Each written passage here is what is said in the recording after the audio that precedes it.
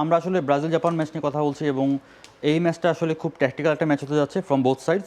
ম্যাচের বিভিন্ন সময় এই জিনিসটা হয়তো বিভিন্ন চেঞ্জেস হবে ডিউরিং দ্য গেম, বাট এতগুলো চেঞ্জগুলো যখন হবে তখন আমরা কীভাবে চেঞ্জগুলো প্রথম থেকে দেখতে পারবো যে খেলার শুরুতে আসলে স্টার্টিংটা কীরকম হতে পারে, অ্যান্ড দেন হয়তো in game both teams will change in terms of the game. তো শুরুতে আমরা যদি দেখি যে জাপান আসলে কীভাবে অ্যাটাক করে, ইউজুয়ালি জাপানের অ্যাটাকিং শেপটা হলো 3-2-2-3। এখানে ব্যাকলাইনে 3জন সেন্টার ব্যাক রয়েছে, বাট দুজন centre back right centre back এবং লেফট সেন্টার ব্যাক অনেক ওয়াইড হয়ে যায়।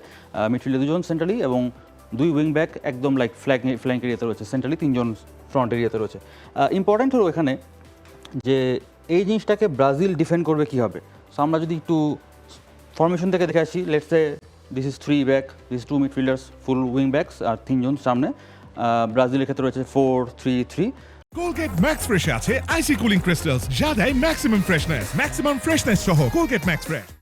যদি আমরা চিন্তা করি বলটা যদি লেটস সেন্ট্রাল সেন্টার ব্যাকের কাছে থাকে, ইউজুয়ালি যেটা হয় যে সেন্টার ফরওয়ার্ড তাকে প্রেস করে, বাট আমরা দেখেছি যে হাইতির সাথে ম্যাচে ব্রাজিল কীভাবে প্রেস করেছে বা ডিফেন্ড করেছে মিড ব্লকে, এবং এই ম্যাচেও আমি সেম জিনিস এক্সপেক্ট করছি। কুনিয়া হয়তো চলে আসবে স্থানোর সাথে, ভিনিসিয়াস এবং Ryan, 2 wingers, they will come forward actually to make a 3 versus 2 upfront. তাতে সুবিধা হলো যে এখানে নাকামুরার সাথে দানিলো থাকছে, দোয়ানের সাথে সান্তোস থাকছে, Guimaraes can be pushing high up with Kamada, তাকে ফলো করতে পারবে। অন্যদিকে কাসিমিরো এবং এখানে পাকেতা, তারা দুজন চলে যাবে ভিতরের দিকে কিছুটা। সো এখানে যে জাপানের যে মিডফিল্ডে 4জন প্লেয়ার হতে পারে, এই 4জন প্লেয়ারের জায়গাটা ব্রাজিলে কুনিয়াকে মিডফিল্ডে নামিয়ে নিয়ে এসে এই জায়গায় 4জন ভার্সেস 4জন করতে পারে।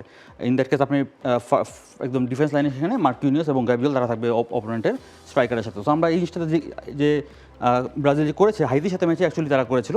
আমরা যদি দেখি ব্রাজিল হাইতি যেখানে 3-2-3 অলমোস্ট সিমিলার একটা সিচুয়েশন বলা যায়, এটা যদিও হাইতি বাট জাপানের কাছ থেকে আমরা তো সেম রকমের একটা সিচুয়েশন পেতে পারি।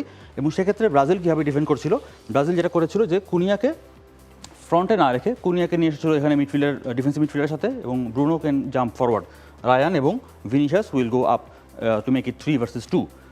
সেমভাবে আমরা যদি পরের ছবিটা দেখি, সিমিলারলি আমরা দেখতে পারবো যে ব্রুনো এখানে জাম্প করছে এবং সে কুনিয়ার সামনেও চলে যেতে পারে। সেখানে যে হাইতির এখানে 5জন প্লেয়ার ছিল, জাপানের এখানে এরকম 3+2 শেপ থাকবে, সেখানে ব্রাজিলে যেন এই 4টা প্লেয়ার থাকে, ভিনি এবং রায়ান সামনে, ব্রুনো এবং কুনিয়া মাঝখানে। The next thing is Japan কীভাবে ডিফেন্ড করে। জাপান আসলে ডিফেন্ড করে 5-2-3, 5-4-1 মিড ব্লকে মূলত। হাই প্রেসিংয়ের সময় তো হাই প্রেসিং যাই, বাট আদারওয়াইজ তারা 5-2-3, 5-4-1 এরকম একটা শেপে মিড ব্লকে থাকে, এবং সেটা সেন্ট্রালি খুবই কম। আপনি যদি দেখেন 18 ইয়ার্সের লাইন থেকে 18 ইয়ার্স লাইন, মানে এইটুকুর ভিতরেই তারা থাকে যখন বল সেন্ট্রালি থাকে। সো এই ক্ষেত্রে এই জিনিসটাকে আমরা বিট করবো কীভাবে, মানে ব্রাজিল বিট করবে কীভাবে। ব্লক বিট করার ক্ষেত্রে বিভিন্ন রকম ওয়ে আছে, তার মধ্যে একটা অন্যতম হলো যে আপনি অপোনেন্টকে এক পাশে নিয়ে আসবেন, লাইক ওভারলোড করবেন ওয়ান সাইডে, যাতে করে যে জাপান যে বলছেন সেন্ট্রালি কম্প্যাক্ট, তার জন্য একদিকে চেপে যায়, যাতে করে আপনার অন্যদিকে ফ্ল্যাঙ্ক এরিয়াতে ভিনিসিয়াস যখন খেলছে তখন সে যেন এখানে 1 ভার্সেস 1 সিচুয়েশন পেতে পারে। সো এটা হতে পারে একটা সলিউশন, বাট এটার ক্ষেত্রে এটার জন্য যেটা করতে হবে, বল খুব দ্রুত সুইচ করতে হবে বা বল খুব দ্রুত রোটেট করতে হবে। সেটা ব্রাজিলের জন্য করাটা খুব একটা সহজ না আমার কাছে মনে হচ্ছে, বরং ব্রাজিলের জন্য সহজ হতে পারে যে অপোনেন্টকে অর্থাৎ জাপানকে আপনি যদি মিডফিল্ডের এই জায়গায় টেনে নিয়ে আসতে পারেন, অর্থাৎ আপনি যাদেরকে এদিকে ড্র্যাগ করে নিয়ে আসছেন বা অ্যাট্রাক্ট করে নিয়ে আসছেন, যাতে করে স্পেসের পেছনে স্পেস তৈরি হয় এবং সেখানে ভিনিসিয়াস স্কোর করতে পারে, যেটা আমরা হাইতির সাথে ম্যাচে দেখেছি। আর লাস্ট যদি এটা বলি, নেইমার যদি ম্যাচে কোনো একটা সময় নামে, আমার মনে হয় যে নেইমারকে যদি আপনি ম্যাচে কোনো একটা সময় নামান, এক্ষেত্রে একটু আপনাকে ব্যালেন্স করতে হবে, কারণ এখানে আপনি মিডফিল্ডে যে 3জন রয়েছে তাদেরকে ব্যালেন্স করতে হবে, কারণ নেইমার হয়তো অত বেশি ডিফেন্স করতে পারবে না। সেক্ষেত্রে আমার কাছে মনে হয় যে মার্টিনেলি এবং নেইমার তাদের দুজনকে একসাথে নামালে মার্টিনেলি নেইমারের ডিফেন্সিভ ওয়ার্কটা কিছুটা কভার করে দিতে পারবে। Thank you so much Nasif ভাই ফর দ্যাট ওয়ান্ডারফুল অ্যানালিসিস। আমরা কথা বলছিলাম জাপানের ডিফেন্সিভ ব্লকস এবং ব্রাজিলের অ্যাটাক নিয়ে। For more updates, subscribe to our YouTube channel and click on the bell icon. Follow us on Facebook and Instagram. Download T-Sports app to enjoy exciting games and highlights. Visit tsports.com.